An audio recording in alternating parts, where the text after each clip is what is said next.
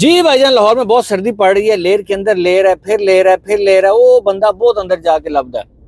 सबसे पहले काम की बात, अनिल कुमार, रजत गुप्ता, रूजा इग्नाटोवा और पुनीत दीक्षित, ये नाम आपने याद रखने हैं। इन लोगों में एक चीज नहीं, दो चीजें कॉमन है। एक चीज ये कॉमन है कि ये थे एम्प्लॉय एक सर्टेन कंपनी के।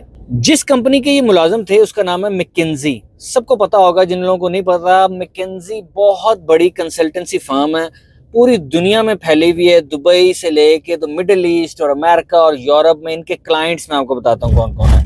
इनके क्लाइंट्स हैं जी Coke, Pepsi, Saudi Aramco, even के स्टेट ऑफ यूएसए, गवर्नमेंट की जो बॉडीज हैं, एफबीआई और वहाँ की पासपोर्ट एजेंसीज और फेडरल एजेंसीज, वो इनके क्लाइंट्स हैं।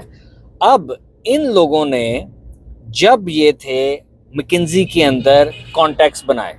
जब आप इस लेवल पे काम कर रहे होते हैं, कॉन्टैक्ट्स बनाते हैं, कॉन्टैक्ट्स बना के इन्होंने जब कंपनी छोड़ी, इनसाइडर ट्रेडिंग के नाम पे किसी ने कोई कॉइन लॉन्च किया है, किसी ने कुछ किया है, सब ने अपने नेटवर्क को कैश करके स्कैम किया।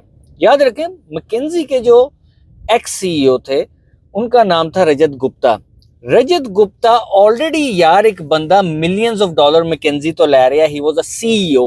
Why there was a need कि मैं जब एक्स सीईओ हो जाऊंगा तो मैं स्कैम करूंगा।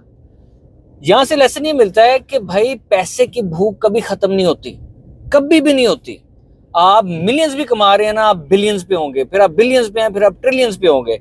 इन सब ने भी यही किया है। रूजा इग्नाटोवा पे आ जाएं, ये शहजादी, इसको क्वीन कहते थे क्रिप्टो की। इसने वन कॉइन लॉन्च किया था। वन कॉइन के बाद इसने पूरी दुनिया में कहा जी ये बिटकॉइन को क्रॉस कर जाएगा, ये was just a Ponzi scheme.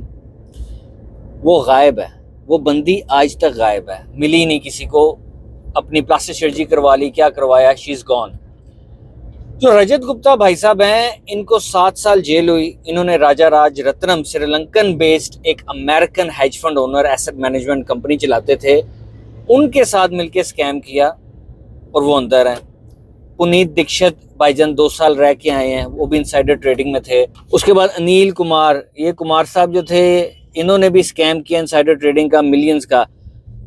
तो हम जो छोटे छोटे ट्रेडर्स बैठे हुए हैं यहाँ पे, ये सोच रहे हैं कि यार कोई ऐसी स्ट्रेटेजी मिल जाए, ये कोई ऐसी मिल जाए, हाँ बस ये 3 ट्रेडिंग में प्रॉफिट में हो जाऊं, बस ये वाली, बस फ्लोटिंग से या मेरे लॉस से प्रॉफिट में हो पाए। उस लेवल पे जो बातें हो रही है ना, आप सोच भी नहीं सकते। क्या जरूरत है एक मैकिंजी के एक्स सीईओ को इतने बिलियंस ऑफ डॉलर का स्कैम करने की? भूख ही आपकी खत्म नहीं होनी।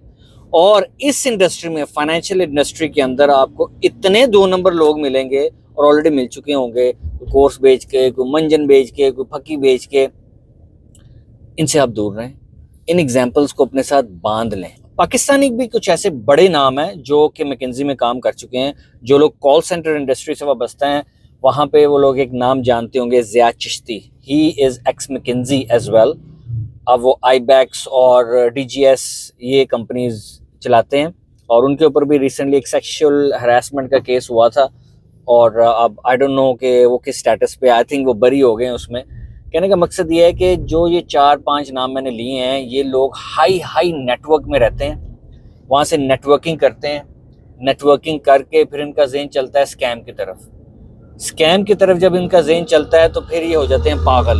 ये कहते हैं जी कि अब हमें छोड़ दो, अब हमने वो स्कैम करना है, अपने नेटवर्क को ये कैश करवाने की कोशिश करते हैं। तो मेरे भाई, ये जिन 200-250 डॉलर के साथ आप ट्रेडिंग कर रहे हैं ना, इन सब के ऊपर वो बाप लोग बैठे हुए हैं जो कि आप और आप जैसे कई बड़े बड़े घर, इंस्टीट्यूशंस को भी ये खा जाते हैं।